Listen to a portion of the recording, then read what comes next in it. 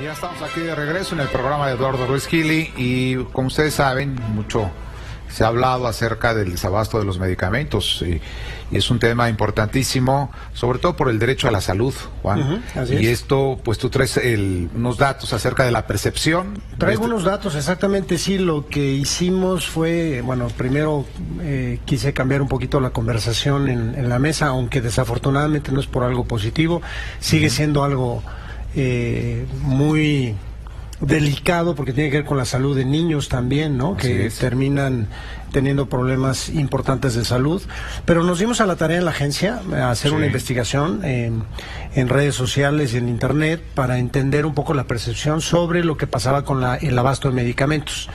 Y esto porque a raíz de las declaraciones del gobierno y las autoridades que decían que sí había, y por otro lado los papás de los niños con cáncer y tal dicen que no hay, bueno, pues les salimos a preguntar al público y los resultados son pues reveladores, ¿no? Lo primero es que les preguntamos, es una encuesta que se hizo en Facebook online entre usuarios del Instituto Mexicano de Seguro Social, lo que nos permite darnos una idea más o menos de que sí hay una realidad cercana al consumo de medicinas en pues hospitales del gobierno. Y el 75% nos estaba diciendo que no hay suficientes medicinas. No preguntábamos en una medicina en particular, sino si hay abasto o no de medicinas, y el 75% estaba diciendo que no. Tengo casos cercanos en donde no hay medicinas de las más sencillas, ¿no? Y hay familias pues que están teniendo problemas de enfermedades terminales y no encuentran esas medicinas. Es peor, ¿no? Todavía. Entonces eso aún es peor. Solo el 21% declaró que encontraron las medicinas que necesitaban o que había suficientes, ¿no? Después, otra de las preguntas que les hicimos fue si había una planeación adecuada o no del gobierno, si lo sentían así, pues porque ya van dos ciclos de compra que ha pasado este gobierno para atender la demanda de medicinas, y lo que nos están diciendo el 70%, el 69.5%, es que no hay una planeación correcta, que no se está teniendo las medicinas en el momento que se necesitan.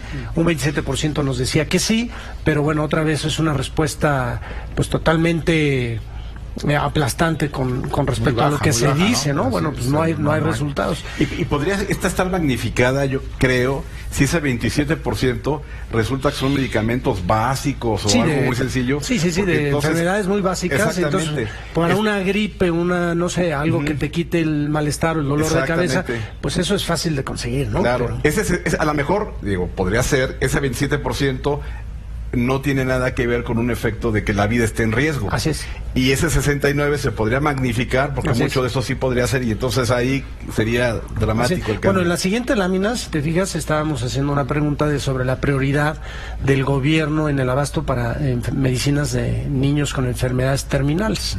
Y ahí hablamos de cáncer, VIH, SIDA. También se mencionaba a la hora de hacer la pregunta pues enfermedades degenerativas como la diabetes y algunas otras. Y el 93.9% nos decía que sí debe ser una prioridad del gobierno, ¿no? Claro. Que es y ahí es un poco la respuesta a lo que decías, Guillermo. El tema es que la gente necesita cuidar a los niños y a la gente, bueno, y no estamos hablando de adultos con enfermedades de cáncer o de SIDA, que son enfermedades muy fuertes, terminales, y nada más estamos enfocándonos en el tema de los niños. En el dato de niños, bueno, yo les podría decir algunos datos que sacamos por ahí de AMANC, de esta Asociación Mexicana de Atención a Niños con Cáncer. El cáncer entre los niños es la primer causa de muerte en enfermedades, ¿no? El cáncer de niños. Hay 5,000 casos de enfermedades nuevas por año. ¿Enfermedades nuevas por año? O sea, cáncer nuevo, 5,000 niños nuevos con enfermedades de cáncer. Así es. Entonces es tremendo, ¿no? 5,000 son varios niños al día. Es impresionante, ¿no? Juan, porque la prioridad del gobierno del abasto a niños con enfermedades terminales, como comentas, es el 93%. Sí. 0.3%. 93.9% consideran que deben enfocarse en eso.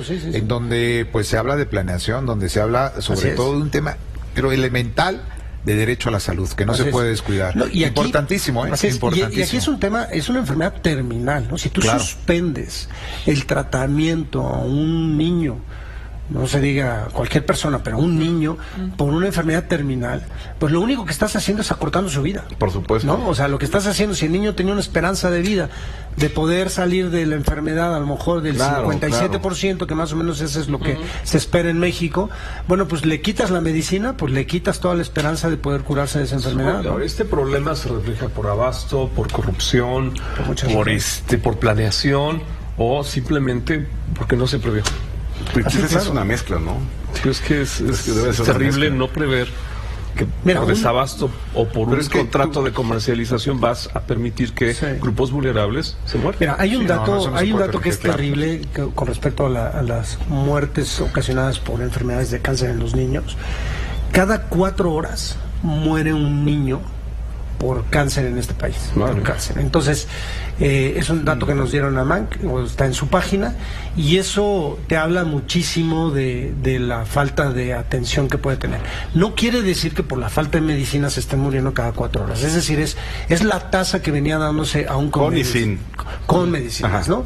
O sin medicinas. Pero se puede agravar, podría recortarse. Pero no puedes jugar con esa tasa y decir, bueno, a ver, sin prever y no sé. Pero esa tasa se puede modificar sin medicamentos. Por supuesto. Claro. En lugar de cada 4 horas, cada 3 o cada 2. No, es que es el volumen. Así es. Y la falta de prevención. Así es. De no haber anticipado un efecto de este tipo en la salud. Así es, y eso no lo vamos a ver dependiendo del tipo de cáncer y el tipo de tratamiento que tienen, ese efecto de la falta de los medicamentos ahora, sino como al final de sus tratamientos. Si hay un tratamiento que dure 1 año y medio, 2 años, pues esta falta de medicamentos puede acortar eso a 1 año. No lo estamos viendo hoy, pero dentro de 1 año, medio año, año y medio, vamos a empezar a ver muertes de niños con cáncer ocasionadas directamente por cáncer. Se dice por ahí en la prensa, leí, que ya había un caso de un niño que se había muerto por la falta de medicamentos. Pues puede ser, no lo sé, no quisiera yo... La expectativa es que esto va a mejorar. Sí, no.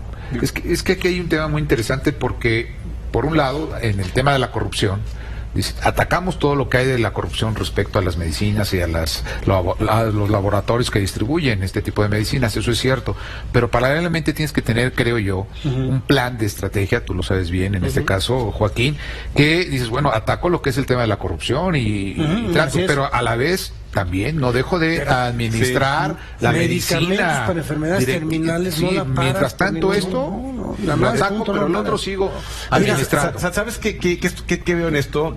Un tema de planeación muy deficiente y una óptica muy sencilla una perspectiva muy sencilla que me salta ahorita es esta falta de medicamentos.